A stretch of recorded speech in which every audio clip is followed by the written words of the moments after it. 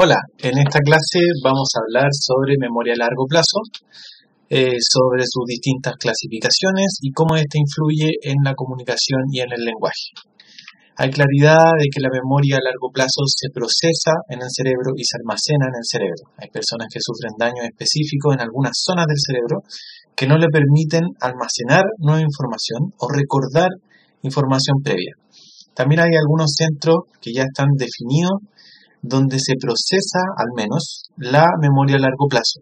No necesariamente donde se almacena, pero sí donde ocurren los procesamientos de almacenamiento, es decir, la codificación, y donde ocurren los procesos de recuperación. No necesariamente ahí es donde están las neuronas que tienen la información, sino que esos son los centros que permiten activarla. ¿Qué es la memoria a largo plazo? Es un proceso cognitivo activo que permite retener y registrar las experiencias y posteriormente recuperarlas. Es la capacidad de representar o almacenar los datos de la realidad, como en el operar sobre ellos. Como ustedes saben, la memoria de largo plazo es un proceso que tiene participación muy subjetiva, es decir, uno almacena la información que pudo filtrar a través de la atención y que pudo retener en la memoria de corto plazo o memoria de trabajo, y a través de un proceso mental activo uno construye una realidad. No saca como una fotografía de la realidad, sino que la construye. Y cuando la recupera, también reconstruye la realidad con los datos que pudo almacenar. Y los datos que no pudo almacenar los rellena de alguna forma con una lógica, digamos, que le hace sentido a ese contexto. Si no podemos recordar bien una escena, rellenamos la información con elementos que parezcan coherentes. La memoria a largo plazo se encarga entonces de la retención de datos o hechos y de la recuperación de datos o experiencias. Gracias a la memoria a largo plazo podemos actuar sobre el lenguaje, sobre sus representaciones o símbolos. Podemos recordar qué significa la palabra coliflor. Podemos recordar qué significa la palabra ambiguo y otro tipo de palabras. Hay palabras que son mucho menos frecuentes, que escuchamos muy poquitas veces, y a veces cuesta un poco acceder al significado.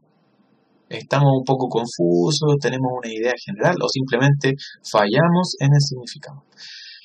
Este tipo de memoria permite organizar el conocimiento, planificar la acción, regularla, encauzarla, es decir, funciones ejecutivas. A través de la memoria podemos imaginarnos dentro de un supermercado y pensar qué vamos a comprar primero y qué vamos a comprar después en el líder que queda en tal parte.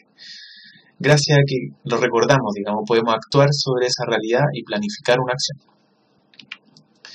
Sprinthal y Hoja separan la memoria de largo plazo en declarativa y procedimental, y la declarativa en semántica y episódica. Esto ya lo habíamos visto en clases anteriores, y básicamente la declarativa, o el saber qué, es un tipo de memoria que se puede expresar a través de palabras. La memoria semántica se encarga de almacenar significados, como el significado de la palabra mesa, de la palabra edificio, árbol, etc. Y la episódica de almacenar los eventos de nuestra vida, que hicimos la semana pasada o el mes pasado, o que vimos en la clase anterior, por ejemplo. Y la procedimental se relaciona con el saber cómo hacer las cosas y tiene que ver con un aprendizaje muy motor, el cómo martillar, cómo andar en bicicleta, cómo andar en skate, cómo tocar una guitarra. Esos son aprendizajes procedimentales y se transmiten también a través del ejemplo. La memoria procedimental se relaciona entonces con habilidades y destrezas y tiene un fuerte componente motor. Se adquieren a través de procedimientos motores y mucho condicionamiento, repetición y repetición. Klein menciona en el 94 que se relaciona en el cómo hacer las cosas y que tiene que ver con reacciones también emocionales al cómo hacer las cosas, asociadas a aprendizajes previos. Por ejemplo, si nuestro aprendizaje de martillar se relaciona con habernos martillado un dedo, probablemente ese acto motor nos trae una emoción negativa por un condicionamiento clásico. Y si martillar nos recuerda una sensación positiva, como estar ayudando a alguien a armar una casa, por ejemplo, si estamos haciendo voluntariado, nos trae otra reacción emocional. Aquí hay un esquema de una investigación de Watson y Price en el 2005 que menciona las áreas del cerebro relacionadas con los tipos de memoria. Estos son los centros de procesamiento de memoria y no necesariamente los centros de almacenamiento, pero sí se encargan de la recuperación y del proceso de codificación, es decir, cuando entra la información y uno la codifica para almacenarla. Acá vemos en azul, en el lóbulo temporal o lobo temporal, la memoria semántica. Aquí se encuentra la memoria semántica. La memoria instrumental se relaciona con el cerebelo, los ganglios de la base y las áreas motoras suplementarias. Si se fijan, tanto el cerebelo como los núcleos o ganglios de la base, como el putamen, y las áreas motoras suplementarias son todas áreas relacionadas con procesos motores. Así que si se fijan, esta memoria instrumental o procedimental se relaciona con centros motores.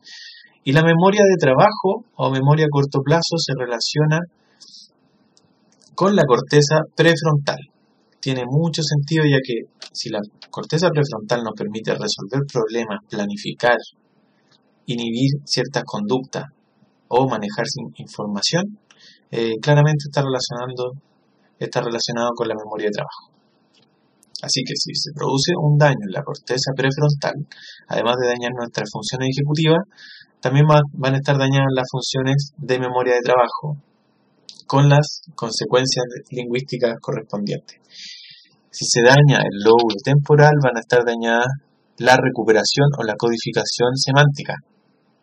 Fíjense que en esta zona está el área de Wernicke, así que se relaciona mucho con las anomias. Si se fijan, se relaciona mucho la incapacidad de almacenar una nueva palabra o de recuperar una palabra, también tiene que ver con un daño temporal. Y si se producen daños en el cerebelo, en tronco, en ganglio de la base, como en el caso, por ejemplo, del Parkinson o en áreas motoras, se producen dificultades en la marcha, dificultades con praxias, dificultades para hacer elementos o recordar, digamos, engramas motores.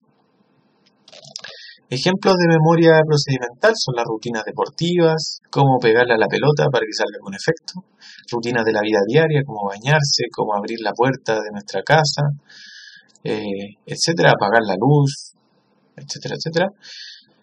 Y en el lenguaje se relaciona también esta memoria procedimental con los automatismos. El saludar, hola, ¿cómo estáis? Ese automatismo, o el contar del 1 al 10. Ese tipo de lenguaje más automático se relaciona con la memoria procedimental. Aunque no necesariamente está, digamos, incorporada en ese tipo de memoria, pero se trata de un aprendizaje automatizado. La memoria declarativa. En este tipo de memoria uno registra datos, hechos o fenómenos. Uno puede tener acceso al conocimiento consciente, y se trata de conceptos verbales y no verbales y de algunas reglas o estrategias.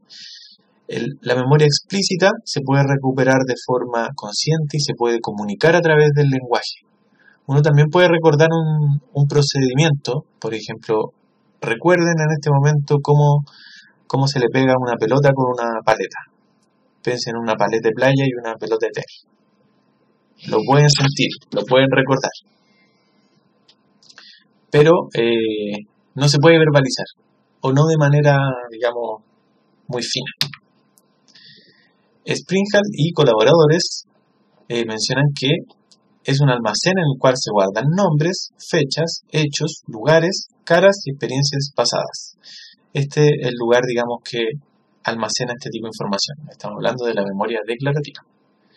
La memoria semántica se encarga de la estructura del conocimiento, cómo se almacena el conocimiento, sus referencias cruzadas, sus clasificaciones, la organización cotidiana del mundo y las representaciones del significado. Tienen que ver con el conocimiento general. cuáles son las reglas para, digamos, por ejemplo, las luces de un semáforo, qué significa una luz roja, qué significa una luz verde. Es un conocimiento que se almacena a través, digamos, de este significado. No es un conocimiento motor, no tiene que ver con movimiento, pero sí tiene que ver con significado y simbología. Así que no solo la memoria semántica se trata de palabras, sino que se trata también de símbolos, de valorizaciones de ciertos eventos. Por ejemplo, si una persona está en la calle y se saca toda la ropa, hay cierto significado asociado a eso. Podemos decir que una persona que tiene algún trastorno psiquiátrico, que está haciendo alguna protesta, pero tiene un significado. Y ese conocimiento se almacena en nuestra memoria semántica. Tenemos también distintas formas de clasificarlo, por ejemplo, por tipología, por ambiente. Podemos decir categorías semánticas, por ejemplo, animales, frutas, verduras, muebles, tipos de plato, pastas, pizzas, carnes, etc. Y nos permiten clasificar la información. Nos permite, por lo tanto, al clasificar, ordenar el mundo, ordenar nuestra idea. Tener claro qué es esto y qué es esto otro. Los niños hacen mucho esfuerzo en su infancia por tratar de clasificar. Y siempre andan preguntando qué es. Si es un animal, si es una fruta. Esa capacidad nos permite ahorrar tiempo también en la decodificación, en encontrar la información.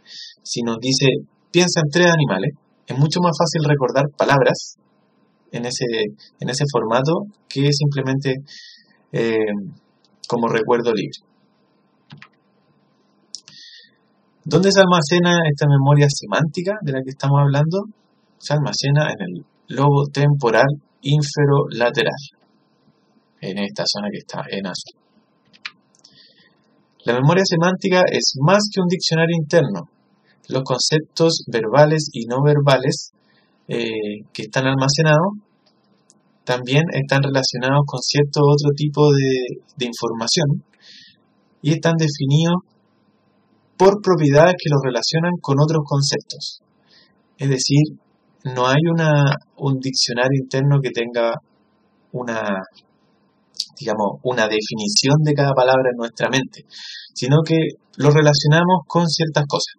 Podemos decir que es parte de, ¿qué es, por ejemplo, una servilleta? Es un elemento que nos sirve para limpiarnos la boca cuando estamos comiendo. Eso no fue como una definición, pero sí relacionó elementos, comida, boca. Esa utilidad que le dimos hace que esa palabra esté almacenada a través de esas propiedades y esas relaciones de conceptos. Los hechos presentados por conceptos se relacionan y forman campos relacionados de conocimiento.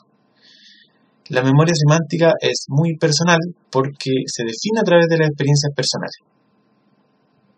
aunque hay cierto conocimiento socialmente compartido. Pero, por ejemplo, si estamos pensando en la memoria semántica de la palabra queso, no sé, pues hay algunas personas que conocen mucho queso, otras personas conocen pocos quesos. Algunas personas dirán, queso amarillo. Otras personas dirán, no, pues hay muchos tipos de queso. Están los quesos que tienen hongo, los que son blancos, etcétera, etcétera. Y también tiene una valorización. ¿Qué valor le damos? Si le gusta el queso o no le gusta. ¿Qué valor? ¿Cómo lo relacionamos? ¿El queso va con pan? ¿Qué palabras están relacionadas a queso? ¿Está pan? ¿Está ensalada? ¿Está pizza? ¿Qué otras cosas? En distintos países esas redes semánticas, sobre todo en las comidas, se relacionan de forma súper distinta porque comen otras cosas y las juntan de otra forma. Por ejemplo, si uno piensa en palta, en una palta, ¿con qué va palta en Brasil, por ejemplo? Palta no va con pan. Allá se la comen con una leche como un batido de palta. Acá en Chile palta sí va con pan. O sea, uno piensa en una palta y piensa en un pan, en un sándwich o en una ensalada. Allá se come más como fruta. Es un sistema de trabajo, se incorporan constantemente nuevos datos, es conocimiento que se va actualizando y se almacena durante toda la vida. El conocimiento se pone al día y se reclasifica cuando se organiza mejor. Cuando aprendemos nuevos tipos o nombres de queso, reclasificamos nuestro queso amarillo como un tipo de queso. Cuando vamos conociendo más cosas sobre el mismo tema, vamos organizando la información en otra red semántica distinta, o vamos agrandando esta red semántica. La clave para la recuperación es en cómo se clasifica la información, en cuál es la estrategia para poder recuperarla posteriormente. Así que muchas de estas estrategias de memoria se relacionan con la codificación. Hay algunos modelos de memoria semántica. Está el modelo de búsqueda categorial, redes semánticas, comparación de rasgos o propagación de la información. Se parecen bastante, pero difieren en algunos puntos que vamos a revisar. El de búsqueda categorial se encargó principalmente de la investigación de los tiempos de reacción. Los tiempos de exploración es más complejo cuando una categoría es más amplia, así que es más difícil asociar dos elementos cuando están en una categoría mucho más amplia. Por ejemplo, si uno dice un collie es un perro, una silla es un perro.